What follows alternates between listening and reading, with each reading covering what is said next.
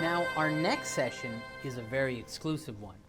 Driven by access to smartphones and internet and fueled by a global pandemic, this sector has had unprecedented growth in India. Now, do you know what I'm talking about? No? I'm referring to the ed tech industry. Recent reports tell us that India is poised to become a $30 billion industry in the next 10 years, making edtech undoubtedly one of the hottest sectors to be in. Joining us today is a man, a very educated man, who knows it all. Sandeep Bapna, board member and managing director, Khan Academy. His strong understanding and rich experience of working in the online education sector has kept Khan Academy ahead of the curve. Welcome to Think India, Sandeep. It's a pleasure to have you.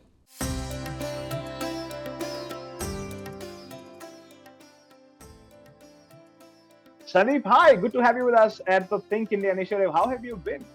Hi, Ashu. I'm good. How are you? Doing very well. Sandeep, this is an exciting discussion that I've been looking for, right? Given with what's happened in 2020, it's touched us in many ways, right, at a personal level. But I think it's also opened up, as a massive economy, right? And the possibility of digital adoption, right? Something that, we kind of talked about, right, across many of those, intellectually driven conversations, right? But, it was such a difficult execution, right? And especially when we talk of education as an industry, right? India has a large ship, right? We operate at many layers. While it's an absolutely phenomenal opportunity, right? The technology adoption was something which was, critical. It was time taking. It was cumbersome, right? And thus delivery of education, right? It was also dependent on a lot of physical infrastructure. Right? I think this is a period which has opened up to a very different kind of possibility, right? I think in line with that, it becomes a very exciting conversation, right? Because of all the great work that you've been doing, the kind of impact that you've been creating, right, is something that India has always wanted, right? Apart from all of the infrastructure that we created, all the initiatives that existed, right? There was always a need for a player with a global understanding, those nuances, right, to come into India and help our young, right, to come in, build that foundation, which is very critical, right, to sort of fly further, right? And the roots that are very important. So I think in line with that, it just becomes a phenomenal conversation, Sandeep, right? So it's good to have you with us. A quick round of introduction, Sandeep, will be very helpful with all the good work you're doing. And, we move on to questions for the session today. Sounds good.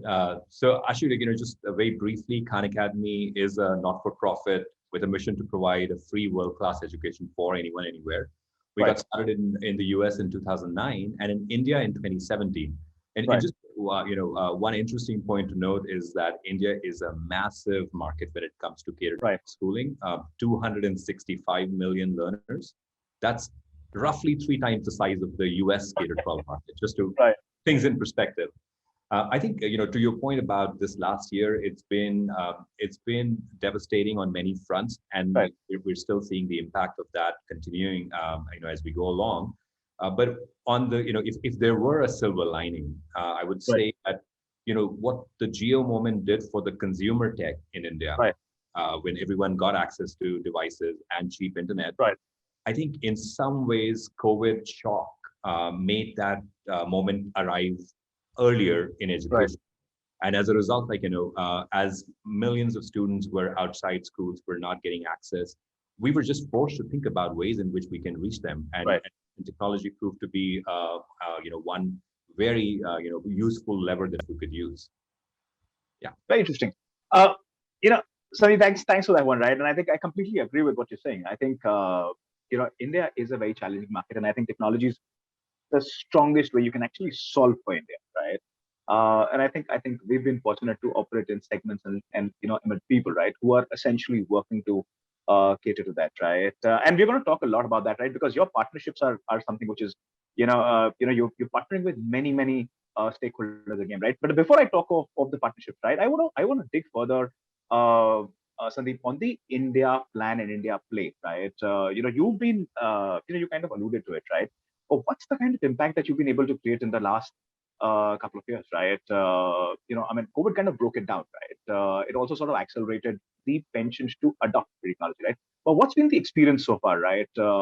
what have been the opportunities that are an immediate priority, and what are the ones which now will become much more easy for you to sort of go out and cater. Sure. Let me take a crack at it from an education angle first, Sure. and then maybe we can go broader from there. Technology, in my opinion, solves, especially in education, Right. three big things. Hmm. The first is just access and delivery. Right. And so one of the things that we often talk about India being such a vast country with Hmm. many of our citizens living in not in metros, not in big cities, but in peri-urban areas, in rural areas, etc. And Right. now with they talk about like if you can get a world-class learning, world-class education now, even if you're in the middle of an ocean with an Hmm. internet connection.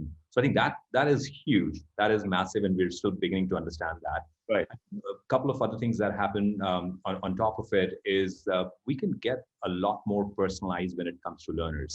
And Hmm. so this whole Prussian model of, this Right. whole, 100, 200-year-old model of education where one size fits all is something Right. which you can crack at.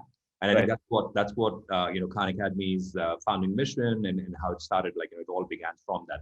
How do we personalize? How do we let learners learn things at their own pace? And I Right. think that's going to have a remarkable, if we do it right, Hmm. that's going to have a remarkable impact on the generations that are going to come out in the next, 5 years, Right. years from this system. And again, for a country like India, I mean, from an economic opportunity that can create is again massive, as you can understand. As far as our, jumping on to our own journey in India, we started in 2017 with no partnerships and only content in English. Right. And I think as I was talking to someone, what he was talking about that what you've done is like really made Khan Academy a very Indian entity in the last few years. And what does Right. that mean? Uh, one of the first things that we looked at was how do we take Khan Academy's content and make it available in multiple local languages? So Right. so I think it's available already in about 7 languages in India. Wow. That's huge. That's one. We also started working with the states, Right. and roughly 150 million students Hmm. are enrolled in government schools across various states and union territories. Right. Um, and we built a small team here. We started partnering with the states to provide teacher training and then other ways in which they can adopt that. So I think that's Right. kind of like I'm super proud to see where we are. We started with like I'll share this. We started with like 6,000 students, Right. 12 schools in Rajasthan in 2017, Uh-huh. and these are just in government schools, not the Right. other learners. Right. And now we're like already at a scale of 1 million learners, all in government Wow. schools. So just like the massive growth that we've seen ourselves, and then this is just the beginning. In fact, Right. the work that's happening in making more of Khan Academy's content available in multiple languages is creating these pathways for us to go and help many more learners, many more states, and many more languages. That's phenomenal, Sandeep. Right? I mean, you know, uh, I think the kind of scale that you talk about, I think it's very difficult for people to imagine, right? At large, outside of India, I think, but this is literally normal for us, right? And the fact that a lot of these kids will become part of, I mean, there's a certain institutionalization of learning which is happening, right? With you now in it, right? Which was essentially very, very fragmented, which happened in a silo, right? Which, and we never had the ability to measure the impact and the caliber which was possibly there, which was getting created, and so much more, right? And I think with now that happening, with Khan Academy coming in, a lot of global perspective possibly coming in, right? I think their foundation is getting set in a very different way, right? Which is absolutely phenomenal, right? I mean, I have literally goosebumps, right, as I talk to you, because that's the layer where impact has been so difficult, right? Sandeep, one good thing I think which is very critical in your journey, right, in India has been very significant partnerships that you've been able to build, right? You've done that with Tata's, right? And I think Tata's is one of the most incredible, most credible brands that has come out of India, right? And which I think if you talk of made in India, right, something that I think our Prime Minister has been talking about, right? I think Tata's will possibly be the number one company which should champion that cause, right? Uh, Partnerships are very significant, right? In a market like India, which operates in many many layers, which operates in a lot of regional, or there are a lot of regional interests, right? Uh, you know, these partnerships help you bring in a certain sense of understanding. They help you get to market faster. They help you convince other stakeholders, right? Tell us a little more about that. Your relationship with the Tatas. What are some of the other relationships that are in the process that you are working to? built, which help you, deliver that impact faster to the segment that we've been talking about. Yeah. Thank you. Thank you for bringing that up. I would say we want to partner with every single organization in India which wants to help its, directly or indirectly, its employees' Right. kids, etc. And I'll talk a little bit about that. But let's begin with Tata's. Full credit to them to bringing Khan Academy into India. I think the visionary leadership that they had, they could see that something like this, and the things that we did subsequently, which is localization, working with states, etc. They saw that potential, and Right. I remember, even in the first conversations with them, that was something that clearly came out.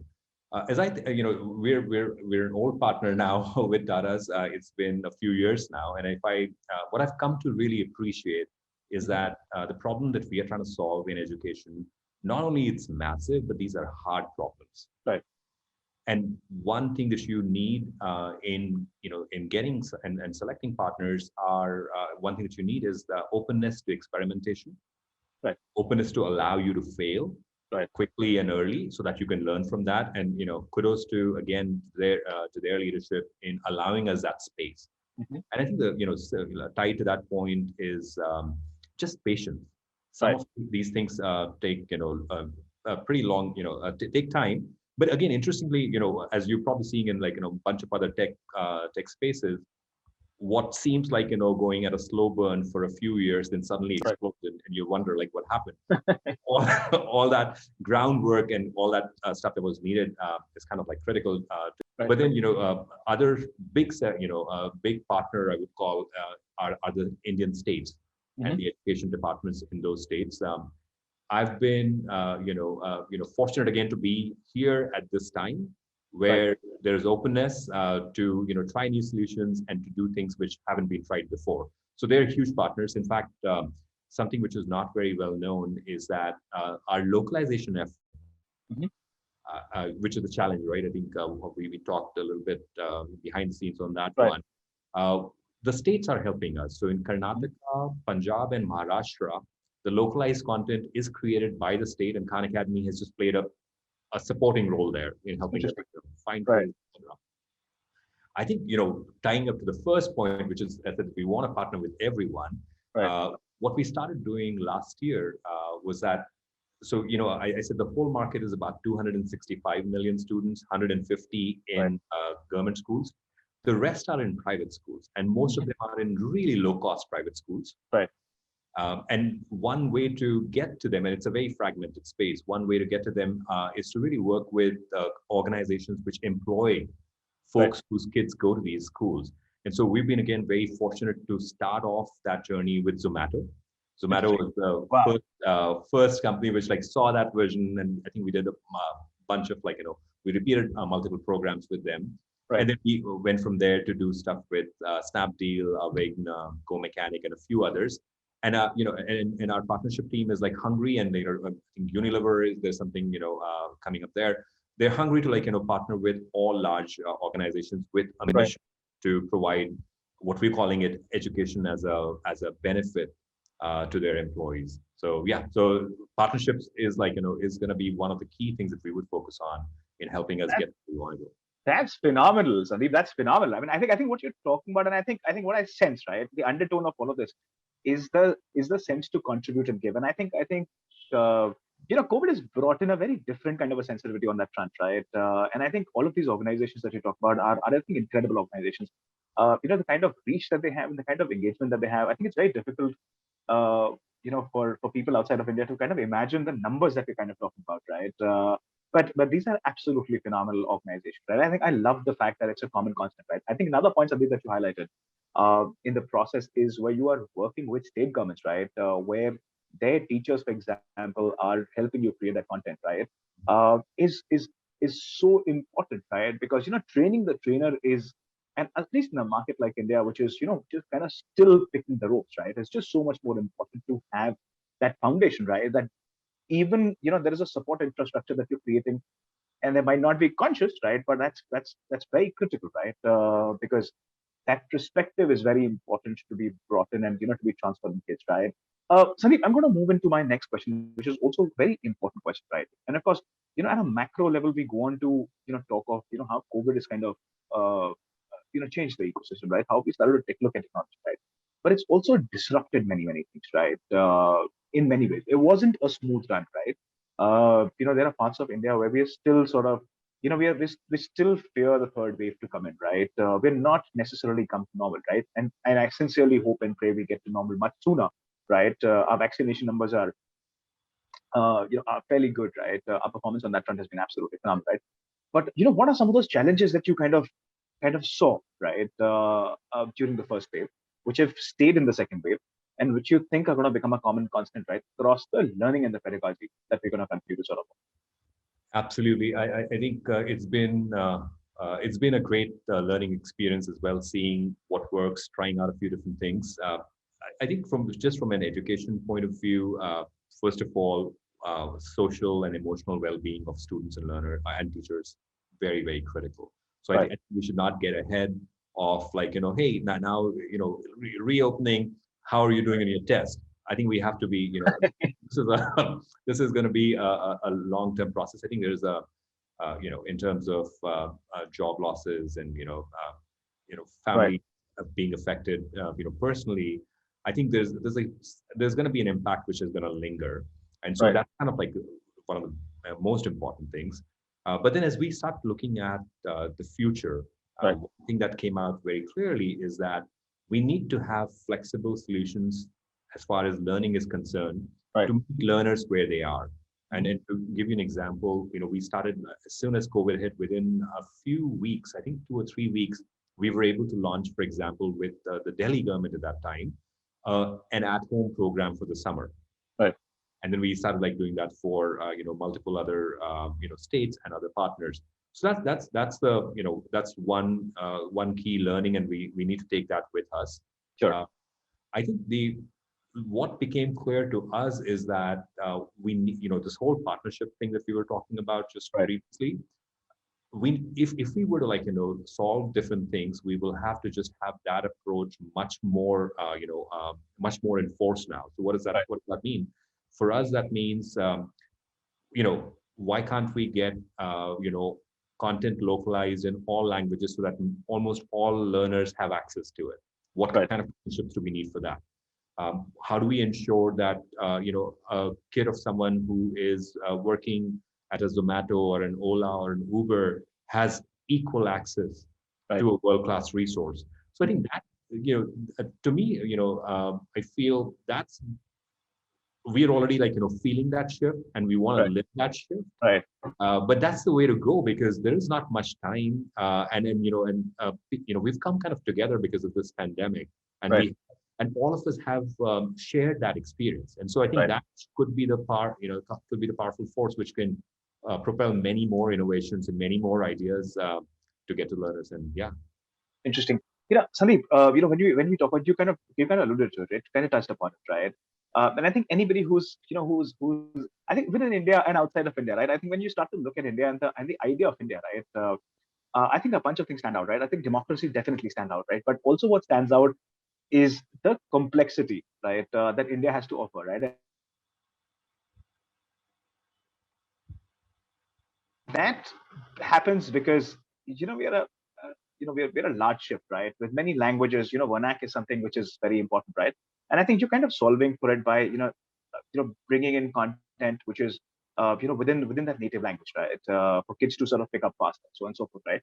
uh, within that zone, right? So I think what becomes important is that we're also a country which has, we have many cultural layers, right? Now, when you talk of learning, right, one of the major or the most critical pieces that learning needs to do is essentially help people understand, what are those baggages that are necessary and what are those baggages that are not so necessary, right? Uh, Also, it needs to bring in a certain sense of homogeneity, right? So that people can become part of a larger race. They can become contributors in a significant way, so on and so forth, right? In line with that, right? Of course, you're geared to do that, right? What are the next couple of years like, right? What's the future? plans for India like market, right? You For have sure. you have a lot of cultural baggage, right? And you have a very big responsibility of bringing in that that homogeneity, right? That people tend to learn faster. They're at the same platform. They can interact faster, right? What are the next 2 years like in line with all of the complexities that we work? Complex, yeah. And you're talking more from a Khan Academy's perspective. Yes, Cool. So I feel, again, I would go back to more, around what we share than what hmm we differ on. I think as a nation, we share, and we give huge value to education. right, Undeniable. There's no nobody says like, education is not, right, and don't worry about it. I think that is a powerful force to bring us together. I think as right, far as we're concerned, we're already looking at in the next 3 years, with whatever we've done so far, and what's in the pipeline. More than 9 out of 10 learners in India would have access right. to a Khan Academy kind of resource in their preferred language. Phenomenal. That's going to happen, and this was like, Right, 3 years ago, that dream looked like, well, I mean, it's probably impossible. right, right. And again, again, complexity. There may be many dialects and many, versions of languages, but I think we also have to give credit to a young learner's mind. They're Right. very adaptable. I've seen students in municipal corporation schools in Mumbai Right. working fluently on Khan Academy English platform. And Wow. we asked them, it's like, how did that happen? And they said, like, the first few weeks were tough. We were not able to follow the accent. But after that, things started like, we got it. So again, I don't Right. think, if we are strategic about it, like, which languages to go first, etc., 9 out of 10 learners should be able to do that. Right. The other very big piece for us is to focus on how do we support various states. And Right. the common ground is everyone is talking about learning outcomes. We as an org are very focused on that. In fact, Right. Khan Academy has a mastery-based platform, so it kind of like aligns really, really well. And again, from the growth that I was talking about that we've seen, I can see a couple of big shifts again to have big jumps to happen in the next, let's say, 2 years and then another 3 years, Right. which will allow us to serve a meaningful percentage of this 115 million learners that are in government schools. And Right. if we, and then folks who are listening to this conversation, if we can also excite the private sector to play a part, and we don't, Mhm. and it does not require money. Right. What we need is their access, their distribution, their reach. And Mhm. if we can capitalize on that and create a movement around that, we can get to the other 100 million or so Wow. as well. So that's kind of like the dream.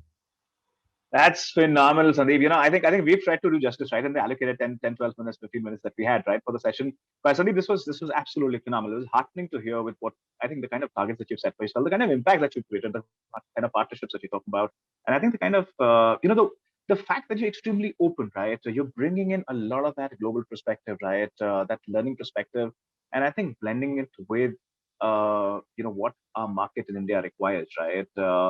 And I think. Is absolutely phenomenal, right?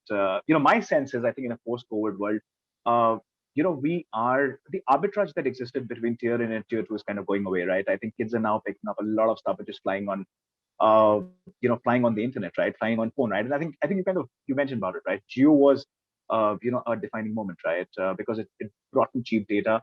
And I think it was for us to use it, right? And I think with what exists, and I think what you are sort of providing across these channels, right? I think it's just so much more phenomenal, right? Because I think what we're creating in the process is a very strong audience which is going to know what they want, which is going to be able to consume better, which is going to be able to prioritize better, which is going to be able to structure the entire thing so much better, right? So I think we're talking about a much larger set of responsible people who are going to be part of the formal workforce, right? That we're going to have in the country, and you're going to contribute in many many ways. And I think it's been an absolutely phenomenal conversation. So thank you so much for taking the time out, right? I think I want these conversations to go on, right? But I think in this one we'll possibly bring it to a closure. We'll save next some of our questions for the next one. Look forward to having you with us soon. Thank you very much. Thank you. Thanks, Ashley.